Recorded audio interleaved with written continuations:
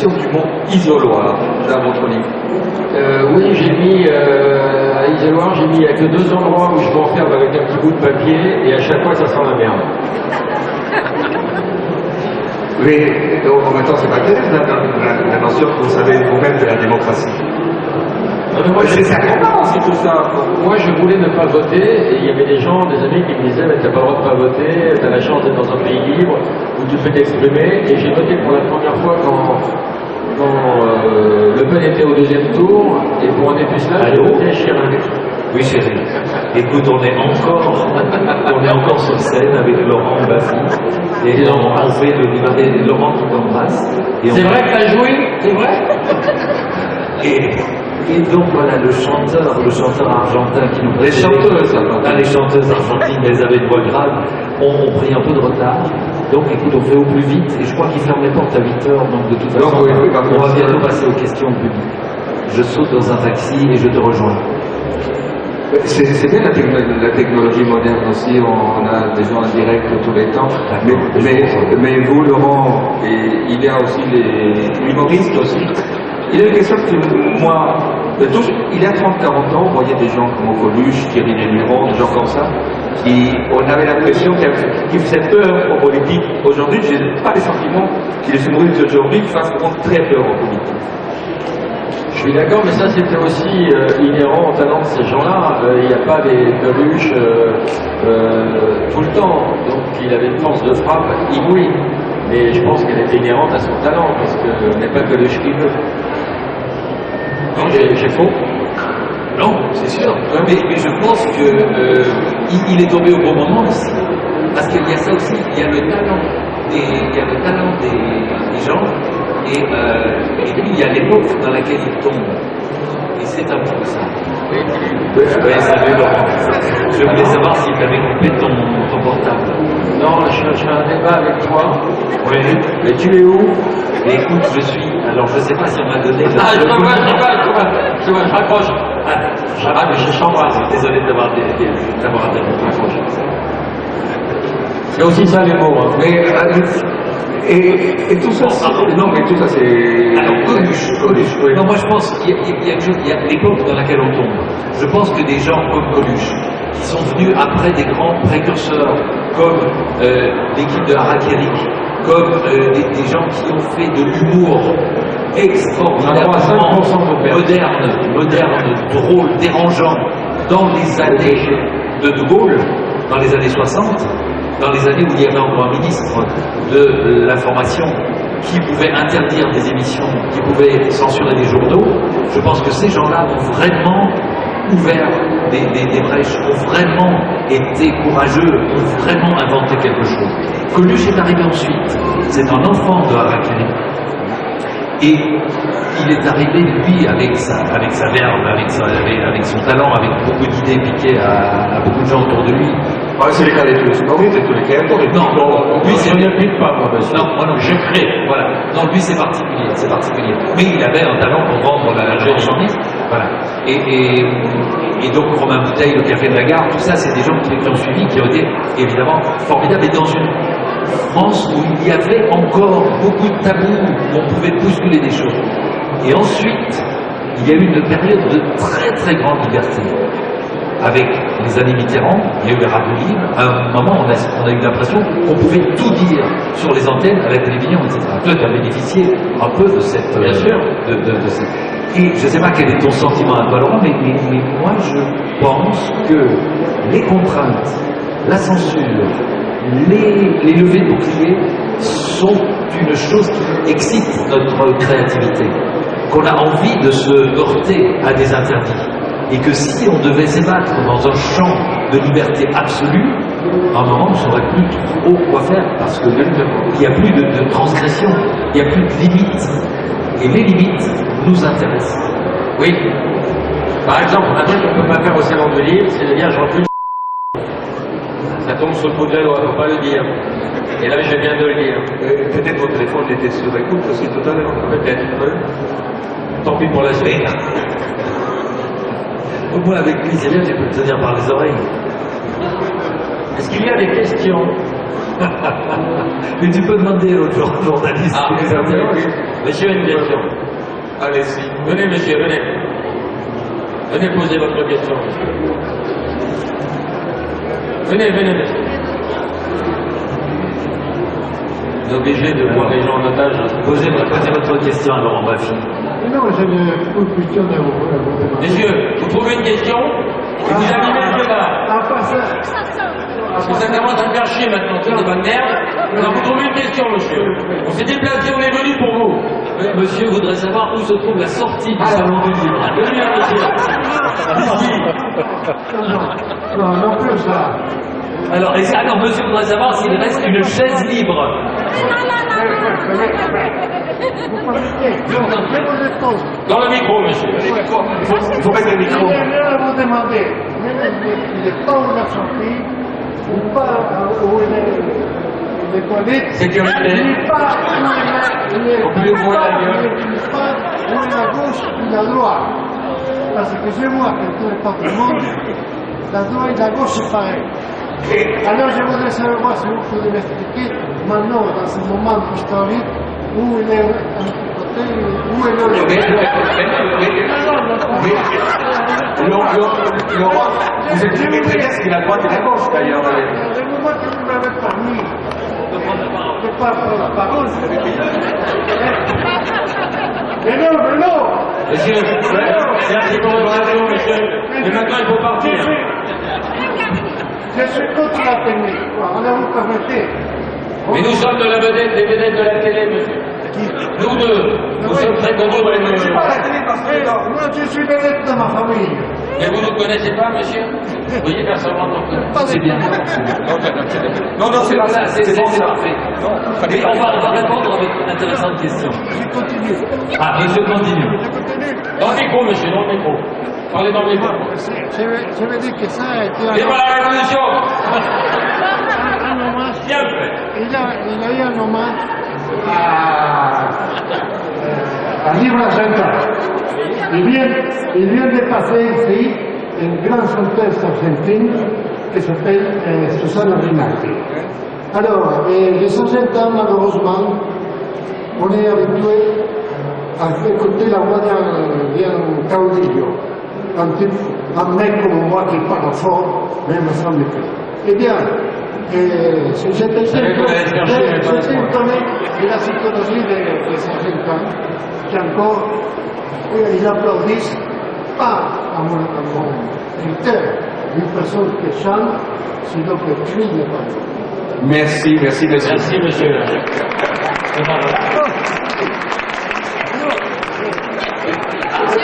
Et la sortie, c'est par là. Vous allez par là et c'est à gauche.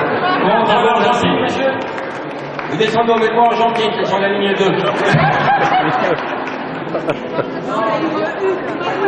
Mais monsieur, là, c'est une question tout à fait intéressante sur la droite et la gauche. Laurent, vous avez dit pour parler vraiment. Oui, j'ai mis. Je me rappelle plus de mon livre, parce que j'ai pris un aigle pour l'écrire. Et je me rappelle plus de la définition, pardon. Non, mais la définition, c'est une définition très poétique. Après, dans les livres, il ne faut pas croire, vous donnez toujours des définitions. Allez-y, il y a une question. Non, il y a un caméraman qui est dans l'image. Ah, oui. Voilà. Vous faites chier tout le monde depuis 10 minutes. Alors la droite et la gauche, à le retour, c'est les deux.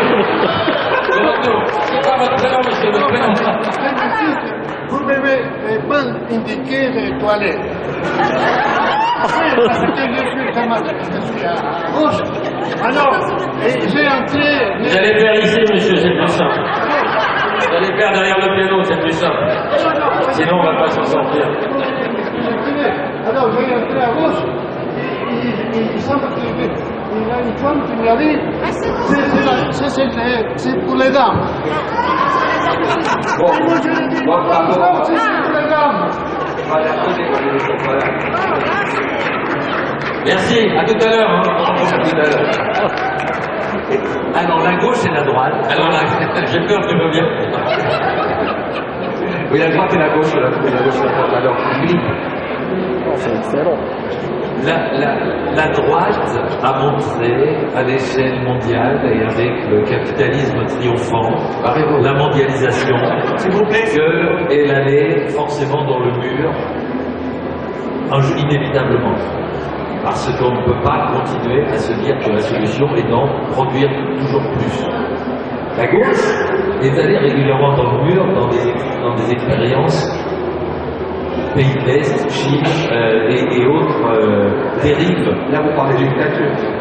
Oui, bien sûr. Et pourtant, je continue. Pourtant, je ne demande pas de lever la main à ceux qui sont contre la dictature. Ils sont pour. Et pourtant, je pense que la gauche devrait trouver un projet de société viable.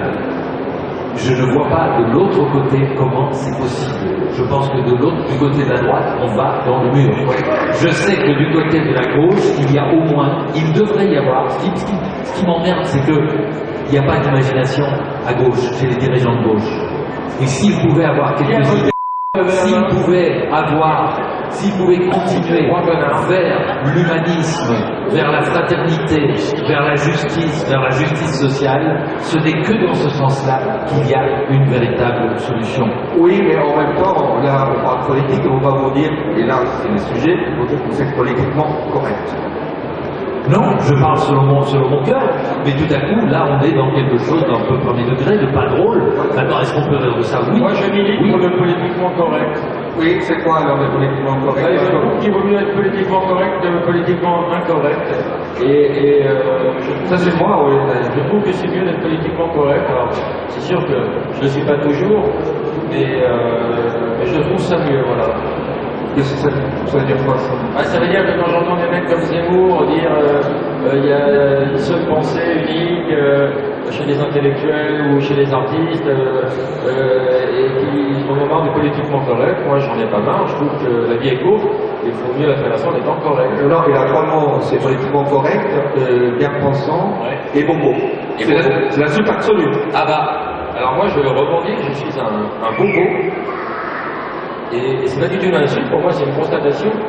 J'ai dit pour ces gens-là. Oui, oui. On est des bobos. Ah oui, bobos. On est tous bobos. Ben oui, je veux dire, voilà, on est bobos, on est de peau de pâle, chauve, voilà. C'est élevé socialement, on a eu une petite réussite, on pouvait que, voilà, assumons le fait d'être bobos. Oui, mais en même temps, on peut vite. Il y a une question. C'est quoi? Allez, c'est maintenant. Oui. Est-ce que vous êtes effectivement, vous avez raison qu'on est tous beaux, mais on a la chance de l'être parce qu'on ne risque pas d'être moche beau, parce nous sommes beaux. Ah oui, je suis moi-même dans l'humour, madame, je comprends votre démarche. Mais ça va trop loin. Si on pouvait recadrer le débat. Je suis d'accord. Oui, mais on peut pas dire, on peut précisément dire que t'es pas beau aussi. On peut rire du physique des gens aussi. Comment ça? Bah, il y a des fois où c'est difficile de se retenir. Il y a des gens. Il y a des gens qui vont prendre une tête de con au hasard. C'est ça, non, mais je veux dire, moi je suis le type le plus respectueux du monde. Il y a quand même des gens qui ont des telles têtes de l'art qu'on ne peut pas ne pas bouffer. Ça, c'est plus fort que nous. Je veux dire, une fois que ça nous submerge, c'est pas possible. Voilà, on ne peut pas faire autrement. Là, c'est pas une question de volonté, c'est une question de réaction. C'est pas beau, je n'en suis pas fier. Mais c'est comme ça. Tu comprends? Oui, vous ne faites pas devant les gens, j'imagine, non? Si parfois c'est irrépressible. Parfois c'est irrépressible. Non, mais c'est vrai qu'il y a des codes dans l'humour, et quand on attaque le physique, c'est pas bien. Ça fait partie des choses qu'on ne doit pas faire. Mais on le fait. Ça peut arriver qu'on le fasse. Mais en fait, parce que la vanne voilà, il ne faut pas que ça reste à l'intérieur. Souvent dans l'humour, on fait des choses qui ne devraient pas se faire. Dégueulasse. Rire du nombre des gens, non plus, je veux dire. Ah bon, ça va être c'est tout à fait passionnant, ça, les non, on ne devrait pas. On devrait pas, mais en même temps, c'est pas de notre faute à nous. Moi, dans mon livre, j'ai dit à un moment, il y a un scientifique qui s'appelle Connard. Il y en a, et j'en connais un. Et si il est Ah mais ça dépend. Alors si son père était un connard, si son grand-père était un connard, si son arrière-grand-père était un connard, je veux dire, moi je m'appellerais connard, je me ferais vasectomiser. Ou je serais changé de parce que pour pas... Qu'est-ce que la vasectomie? Pour pas avoir un enfant qui s'appelle connard. Et je veux dire, si tu peux te regarder droit dans les yeux en disant je suis fier d'être un connard, et parce que mon père était un connard, mon fils est un connard, je veux dire, voilà, c'est pas de ma faute. Des générations en génération. Voilà. Et donc, je sais pas, mais on a un petit peu on change de nom alors, mais on n'affiche pas ça à des enfants. Et donc, c'est pas moi qui suis méchant de rire de ça, c'est vraiment des connards. Mais en même temps, oui, je comprends, mais il a un mot qui est très compliqué à faire, et c'est peut-être qui m'intéressait plus le mot juif. Oui. Alors, et c'est très subtil la façon de faire le mot. Ah, mais là, c'est des Konarovitch ou des Konaronstein. Ça, c'est différent. Et ça, si tu cries du nom d'un Konarovitch, ça devient de l'antisémitisme. Donc ça, c'est beaucoup plus délicat. On va accueillir Dieudonné pour ce débat. Oui, et justement, dans le dictionnaire, il y a en fait très peu de mots politiques. Mais en même temps, vous consacrez pas mal de mots aux femmes. Bah oui. Oui, bien sûr. Oui. Merci pour ta Non, réponse. mais moi je suis. Quelle est leur réaction en général? Ah, ça fait chier tout le monde. On allait parler des C'est bon. C'est quoi votre nom de famille? Excusez-moi, j'ai dit quelque chose? Agnès, c'est Madame Agnès, c'est sympa. Alors faites l'expérience chez vous, regardez dans le bottin Monsieur et Madame Anus et appelez-les. Moi j'ai fait ça pendant plusieurs années à la radio. Si vous dites simplement allô Monsieur Anus, c'est son nom mec. Hein. Et ben il va vous raccrocher à la gueule. Faites-le, vous allez voir. Les gens n'assument pas du tout que ça fait Anus. Mais non. Et ils sont dans la guerre. Tout au début en plus. Il faut se moquer tout le monde sauf du lecteur. Ah oui, ça c'est sûr, parce que le lecteur est un client. Exactement. Et chez nous, le client est roi. Mais non, parce que si on se moque de lecteur... Ah, c'est vraiment de l'autocensure, ça. Hein. Non, mais c'est pas ça. C'est que si on se moque de lecteur, il n'achètera pas le bouquin suivant. Voilà. Et nous, après, on aura du mal à nourrir nos enfants et à partir en vacances et avoir notre ami qu'on a. Et à payer. C'est très important financièrement de respecter le lecteur. Pour nous, c'est pas une chose qu'on fait naturellement. Parce qu'à la base, on le méprise, le lecteur. Non, mais parce que sans le lecteur, comment payerions-nous nos serviteurs? Voilà. Le maître d'hôtel, le chauffeur, le jardinier. La drogue, les buts, voilà. C'est un train de vie, quoi. Alors moi, j'ai une théorie, c'est qu'on peut rire de celui qui n'est pas notre lecteur. Là, je veux dire, on l'emmerde, parce que le jour où il nous lit, il devient notre lecteur. Il devient notre lecteur. Et c'est ça qui est. Il n'y a pas un seul lecteur. C'est une grande famille. Mais si quelqu'un a acheté un de nos livres, Oui, non, les livres. Non, mais. Est-ce que des vous dessinez en fait ou pas? moi je ne fais pas de dédicace. Vous faites quoi alors? Rien, je fais pas, j'ai le mépris quand même Non, j'ai gagné tout à l'heure. Et il y avait une autre personne. C'est un peu trop tard. Mais en même temps, pour conclure, il y a les politiques aussi. Souvent ils parlent de votre humour, mais en même temps, dans les mêmes émissions auxquelles vous participez. Il y a. Parce que ça fait partie de leur plan de com maintenant. Oui, mais et après, ils se plaignent parce qu'ils ne sont pas pris au sérieux. Il y a par exemple, vous parlez de Laurent Wauquiez, par exemple. Qu'est-ce qu'il a fait Laurent Wauquiez il n'y a pas longtemps dans son émission de télé? On lui a demandé quelle émission regardez uniforme. Oui, il a dit comme tout le monde. Et après, il s'étonne, on se moque de lui. À bientôt. Elle n'a pas tenu jusqu'au bout. En même temps, nous ne sommes pas les personnes les mieux placées dans notre travail d'humoriste pour commenter l'humour politique. Ni Laurent ni moi ne faisons notre fonds de commerce de la politique. Mais vous les côtoyez souvent dans les mêmes émissions, vous les voyez, ils sont invités aux émissions auxquelles vous participez aussi. Oui, non, c'est vrai, on les croise.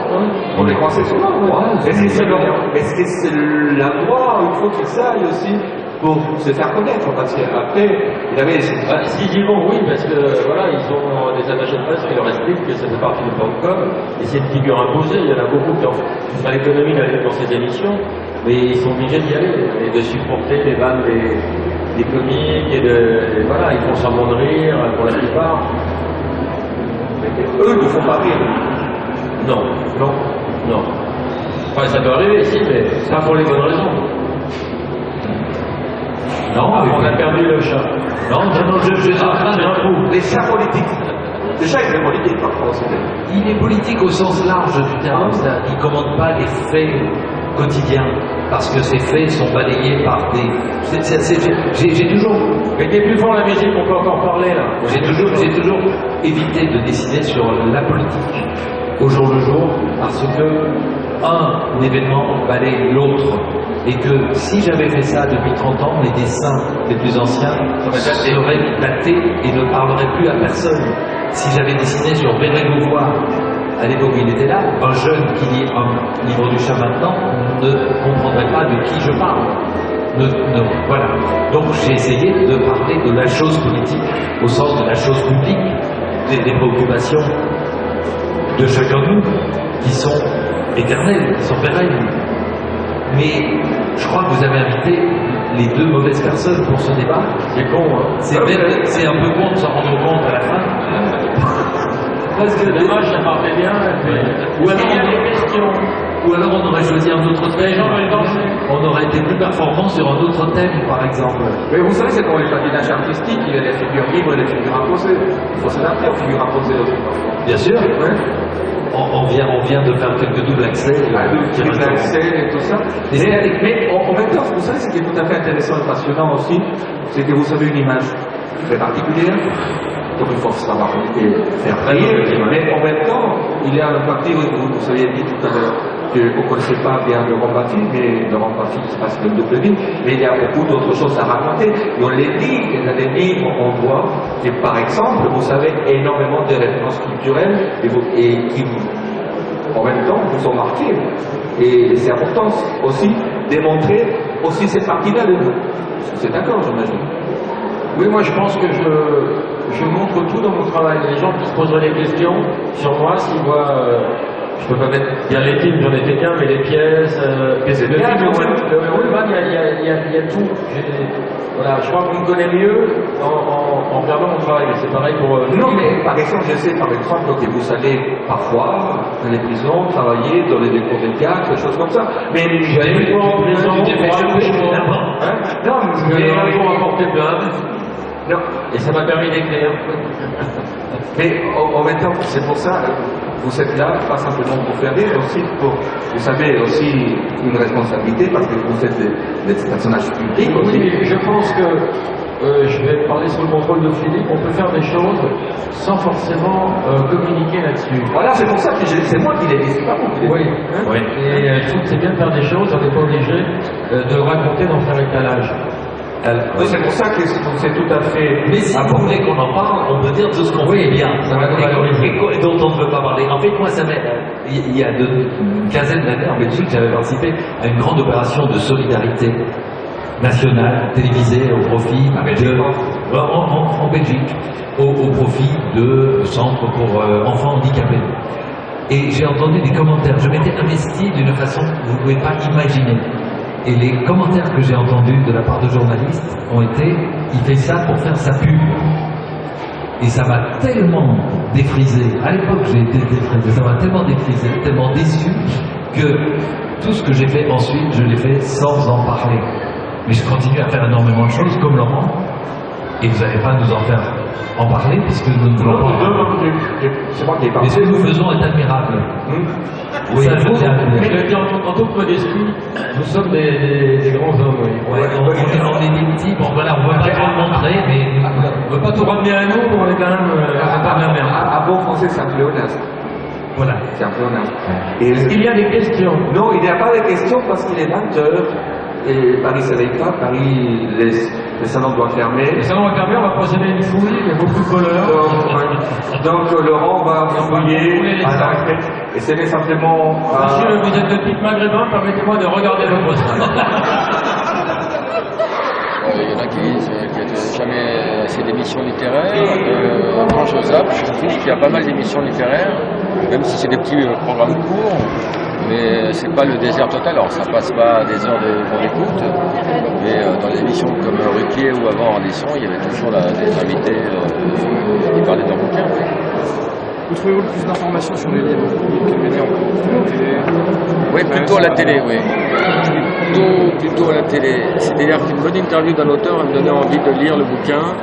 Si le bouche-oreille va me donner envie de le lire. Un article, pas forcément. Que faudra-t-il faire pour qu'il y ait plus d'émissions littéraires? Je ne sais pas du tout. Je ne sais pas du tout ce qu'il faudra faire pour qu'il y en ait plus. Peut-être rendre ça moins chiant, parce que la plupart, elles sont quand même assez chiantes, et pontifiantes, et casse-couillantes. Que pensez-vous de l'idée de réaliser une télé-réalité littéraire? Je n'ai pas réfléchi à la question. Vous serez grands écrivains, vous verrez écrire un seul livre tous ensemble. C'est rigolo, c'est l'expérience, oui. C'est une contrainte, de la contrainte jaillit le talent, oui, ça peut être intéressant.